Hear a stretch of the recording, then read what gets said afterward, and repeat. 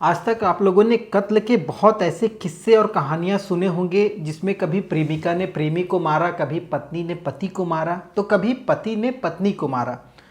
कई अनूठे अनूठे तरीके भी सुनने को मिलते हैं। कहीं पत्नी ने पति को मार करके नीले ड्रम में सीमेंट के घोल में पैक कर दिया, तो कभी पति ने पत्नी को मार करके कुकर में उबाल करके फेंक दिया। बहुत सारे ऐसे कत्ल के मामले सुनने में आते हैं। लेकिन आज की जो ये पूरी घटना है, ये घटना अपने आप में काफ़ी अजीब है। ना तो इससे पहले कभी सुनी गई है, ना इससे पहले कभी किसी ने इस तरीके की हत्या करने की कभी प्लानिंग भी की होगी। दरअसल एक मामला निकल करके आता है। एक प्रेमी और प्रेमिका लॉज में जाते हैं, कमरा लेते हैं। कमरा लेने के बाद प्रेमी उस लॉज से निकल करके खाना लेने जाता है अपने और अपनी प्रेमिका के लिए। जब लौट करके वो आता है तो लॉज का जो जिस कमरे में वो रहता था, उस कमरे का दरवाज़ा अंदर से बंद था। अंदर उसकी प्रेमिका थी। वो काफ़ी कोशिश करता है प्रेमिका को आवाज़ लगाने की, न तो प्रेमिका के अंदर से आवाज़ आ रही थी, न ही दरवाज़ा खुल रहा था। वो परेशान होता है, लॉज वालों को कहता है। जैसे तैसे मास्टर की से ताला खोला जाता है। जैसे ही ताला खुलता है, लॉज वाले वो लड़का हक्का बक्का रह जाते हैं। एकदम उन लोगों के शरीर से पसीना टपकना शुरू हो जाता है। अंदर का नज़ारा काफ़ी भयानक था, किसी को भी चौंकाने के लिए काफ़ी था। अंदर जिस लड़की को छोड़ करके वो लड़का खाना लाने गया था, वो लड़की महज कुछ ही मिनटों में मौत की नींद सो चुकी थी। और वो मौत की नींद ऐसी सोई थी कि पूरे कमरों में चारों तरफ खून के छींटे पड़े हुए हैं। उस लड़की का चेहरा गायब है। ऐसा लग रहा है जैसे उसका चेहरा किसी चीज़ से उड़ा दिया गया हो। पुलिस को सूचना दी जाती है लॉज के द्वारा, लॉज के मालिकों के द्वारा। पुलिस की टीम पहुंचती है, फॉरेंसिक की भी टीम पहुंच जाती है। कई जांच पड़ताल होते हैं और उन जांच पड़तालों में जो चीज़ खुल करके सामने आती है, जो खुलासा होता है समय के साथ, वो चौंकाने वाला होता है। उस पूरे कत्ल के मामले में उस लड़की के प्रेमी को गिरफ्तार किया जाता है और बताया जाता है कि इसने ही पूरी प्लानिंग के तहत अपनी प्रेमिका को मारा है, और इस कदर मारा है जिसकी कभी किसी ने कल्पना भी नहीं की होगी। खैर, क्या है ये पूरी सच्ची घटना, जिस कहानी के माध्यम से हम लोग जानने की कोशिश करेंगे। नमस्कार, मेरा नाम है सत्या सिंह और आप देख रहे हैं सत्या सफ़र। दरअसल आज की जो ये पूरी सच्ची घटना है, ये घटना कर्नाटक के मैसूर से 55 किलोमीटर की दूरी पर एक जगह लगती है बायलूर। वहाँ की ये पूरी सच्ची घटना है। बायलूर का रहने वाला एक प्रेमी जोड़ा जो आपस में एक दूसरे को बहुत प्यार करते हैं, वो दोनों आज तय करते हैं कि बाहर समय नहीं मिल पाता है एक दूसरे के साथ मिलने का। हमेशा कोई ना कोई परेशान करता है, हमेशा कोई ना कोई डिस्टर्ब करता है। तो क्यों ना आज चला जाए, एक कमरा बुक किया जाए लॉज में और वहाँ एक दूसरे के साथ प्यार जी भर के किया जाए। इसमें दोनों राजी होते हैं। तो दोनों सीधे उस बायलूर के एक SJRS लॉज है, उस लॉज के रिसेप्शनिस्ट के पास पहुंचते हैं। तारीख है 23 अगस्त 2025। लड़का जिसका नाम है सिद्धे राजा, जिसकी उम्र लगभग 28 साल है, वो रिसेप्शनिस्ट से कहता है कि मैडम, कोई कमरा है जिसमें केवल कपल अलाउ हो और आराम से जा सके, जहाँ पर कोई डिस्टर्बेंस ना हो। रिसेप्शनिस्ट चेक करती है तो एक कमरा खाली होता है। तो पूछती है आप किसके साथ जाएंगे। लड़का कहता है ये मेरी वाइफ है, जिसका नाम है दर्शिता, जिसकी उम्र 22 साल है। ये दोनों अपना आइडेंटिटी कार्ड उस रिसेप्शनिस्ट के पास जमा करके कमरे का किराया देते हैं, वहाँ से चाबी लेते हैं। चाबी ले करके सिद्धे राजा अपनी प्रेमिका दर्शिता के साथ उस कमरे के अंदर चला जाता है, जो कमरा उसको अलॉट किया गया था। वहाँ कमरे के अंदर वो चले जाता है। कुछ देर के बाद वो कमरे से बाहर निकलता है खाना लेने के लिए। वो उस लॉज से निकल करके बाहर होटल पर जाता है, वहाँ से खाना पैक करवाता है। खाना अपने लिए भी लिया था और अपनी प्रेमिका के लिए भी लिया था। खाना ले करके वो अपने उस लॉज वाले कमरे के दरवाजे पर पहुँचता है। दरवाजे पर पहुँच करके वो दरवाजे को नॉक करता है, लेकिन अंदर से कोई आवाज़ नहीं आती है। प्रेमिका के मोबाइल पर वो फ़ोन भी करता है, फ़ोन भी नहीं रिसीव होता है। इसके अलावा काफ़ी देर तक वो ज़ोर ज़ोर से आवाज़ भी लगा रहा है, आवाज़ अंदर से कुछ भी नहीं आ रही है, ना दरवाज़ा खुल रहा है। काफ़ी परेशान होता है। उसके बाद वो सीधा रिसेप्शनिस्ट के पास जाता है और कहता है कि ऐसी ऐसी बात है, मेरी प्रेमिका अंदर है, मैं गया था खाना लेने, खाना ले करके मैं आया हूँ और लगभग 5 से 10 मिनट से मैं अपनी प्रेमिका को आवाज़ दे रहा हूँ, ना तो वो दरवाज़ा खोल रही है, ना अंदर से कोई आवाज़ आ रही है। रिसेप्शनिस्ट को भी थोड़ा सा अजीब लगता है। रिसेप्शनिस्ट के पास हर दरवाजे का एक मास्टर की था, वो मास्टर की लेकर के उस लड़के के साथ उस कमरे के पास पहुंचता है। मास्टर की से दरवाजे को खोला जाता है। जैसे ही मास्टर की से दरवाज़ा खुलता है, वो लड़का सिद्धे राजा और जो रिसेप्शनिस्ट था उस लॉज का, ये दोनों जैसे ही कमरे के अंदर दाखिल होते हैं, एक पल के लिए दोनों की सांसें थम जाती हैं। सांसें इस कदर थम जाती हैं कि अंदर जो पूरा कमरा था, उस पूरे कमरे के दीवारों पर खून के छींटे लगे हुए थे। उन खून के छींटों को देखते ही लोग दोनों जानने की कोशिश करते हैं कि आखिर हुआ क्या है। तो पता लगता है कि बेड पर एक लाश पड़ी हुई है जिसका चेहरा पूरी तरीके से गायब है, उस चेहरे के चीथड़े उड़ चुके हैं। अब ये नज़ारा किसी को भी डराने के लिए, चौंकाने के लिए काफ़ी था। दोनों अंदर से चिल्लाते हुए बाहर निकलते हैं, अरे मतलब मार दिया किसी ने, या मतलब इस तरीके की आवाज़ें उन लोगों की तरफ से निकलती हैं। दोनों जैसे तैसे खुद को संभालते हुए सीधा उस रिसेप्शन पर पहुंचते हैं। वहां से तुरंत पुलिस को फ़ोन किया जाता है।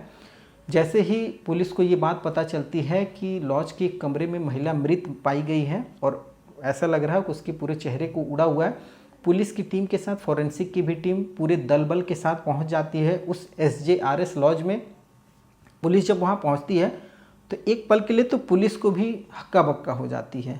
पुलिस को भी समझ में नहीं आता इस तरीके का, तो वो पहली बार देख रही है।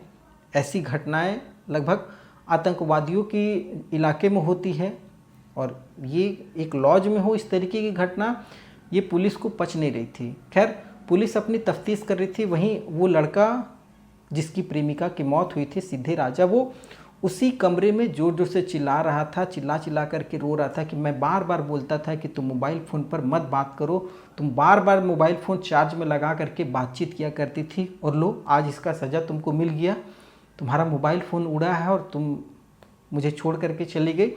इस तरीके की बोल बोल करके वो लड़का रो रहा था। खैर पुलिस अपनी जांच पड़ताल कर रही थी। पुलिस उस लड़के को चुप कराती है, कमरे से बाहर बैठा करके उसे पानी वगैरह पिलाया जाता है।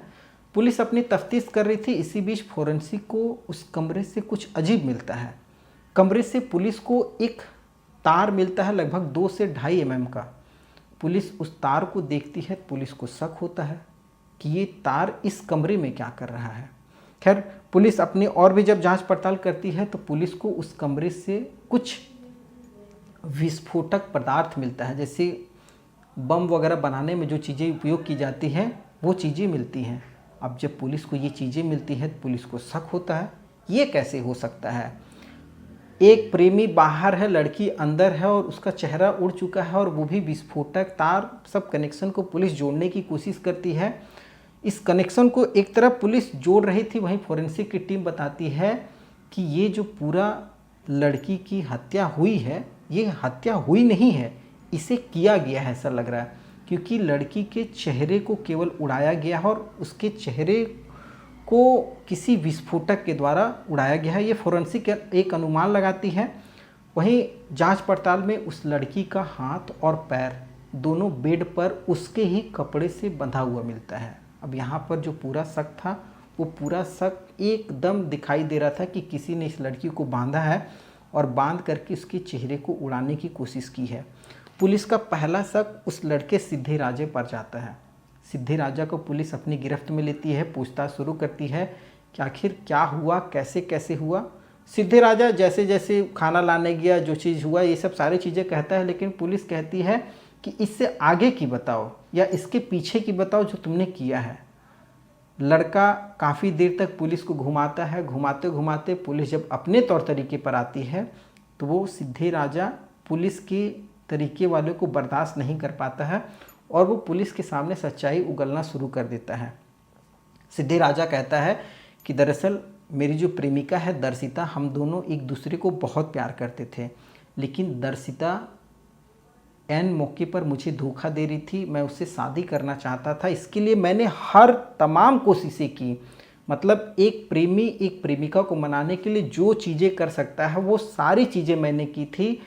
उन चीज़ों से मैं थक चुका था, लेकिन फिर भी मैं 23 अगस्त को एक आखिरी कोशिश करने की तैयारी करके आया था इस लॉज में। इसके लिए मैं बाकायदे इसके बाद का भी प्लान सोच करके आया था कि अगर ये नहीं मानेगी तो आगे करना क्या है। और इन सब के बीच ये 23 तारीख को उस SJRS लॉज में कमरा लेता है। कमरा लेने के बाद बताता है कि जब वो कमरा लेने के बाद अंदर गया, वहाँ पर दर्शिता के साथ शारीरिक संबंध बनाया, दोनों एक दूसरे के साथ फिजिकल रिलेशनशिप बनाया, क्योंकि दोनों की सहमति थी कमरा लेने पर। इसके बाद अब जो उसका प्रेमी है और सिद्धि राजा, वो अपनी प्रेमिका दर्शिता से कहता है कि देखो अब तो हम दोनों को शादी कर लेनी चाहिए। इस तरीके से जो हम लोग लाइफ जी रहे वो एक पति पत्नी ही जीते हैं। लेकिन दर्शिता वहाँ मुकर जाती है, कहती है नहीं, मैंने तुमको बार बार कहा है ना कि हम लोग शादी नहीं कर सकते हैं। तुम समझो मेरी शादी हो चुकी है, मेरा एक बच्चा भी है, और उसको छोड़ करके मैं तुम्हारे साथ शादी नहीं कर सकता हूँ। जैसे ही ये बात सिद्धि राजा के कानों में पड़ती है, वो प्लानिंग करके आया था, वो अपने बैग में रिमोट के द्वारा विस्फोट किया जाने वाला एक विस्फोटक बम लेकर के आया था। अब वो दर्शिता के साथ जब फिजिकल रिलेशनशिप बनाया था, उसके कपड़े को खोला था, उसी कपड़े से दर्शिता के हाथ और पाँव को पहले पूरे बेड पर बांध देता है। बांधने के लिए बहाना भी बनाता है कि वो अलग टाइप से आज एक दूसरे के साथ रिलेशन बनाएंगे, और इसी रिलेशन के चक्कर में दर्शिता उसकी बातों में आती है और वो मौका दे करके दर्शिता के पूरे हाथ पाँव को बेड पे बांधने के बाद अब जो वो बम लेकर के आया था वो बम दर्शिता के मुंह में रख देता है। वो बम इतना ही था जिससे केवल उसका पूरा चेहरा उड़े और उसकी मृत्यु हो जाए।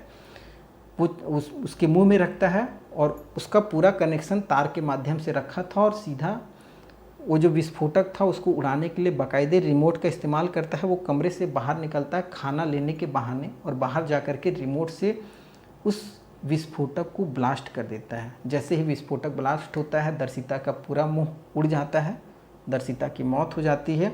और इस पूरे मौत की गुत्थी को सुलझाने के लिए पुलिस को महज 10 से 12 घंटे का समय लगता है। पुलिस इस पूरे खेल का पर्दाफाश कर देती है। जब ये सारी चीज़ें निकल करके लोगों के सामने आती है, उस मैसूर के लोगों को, मैसूर से निकल करके पूरे देश में जब ये खबर फैलती है, तो एक पल के लिए लोगों को विश्वास नहीं होता है कि लोग इतनी बेरहमी के साथ अपनी प्रेमिकाओं के, अपने पतियों के, अपने प्रेमियों की कत्ल करने में जरा सा भी संकोच नहीं कर रहे हैं। अपने आप में ये पूरी घटना काफ़ी हैरान परेशान करने वाली थी। खैर, इस पूरी घटना को सुनाने के उद्देश्य से किसी की भावनाओं को ठेस पहुंचाना बिल्कुल भी नहीं, बस आप लोगों को जागरूक करना है। कैसी लगी आपको ये कहानी, वो आप हमें कमेंट के माध्यम से बता सकते हैं। और अगर तरीका और कहानियाँ पसंद आई हो, आगे और भी कहानियाँ सुनना चाहें, तो चैनल को सब्सक्राइब कीजिएगा।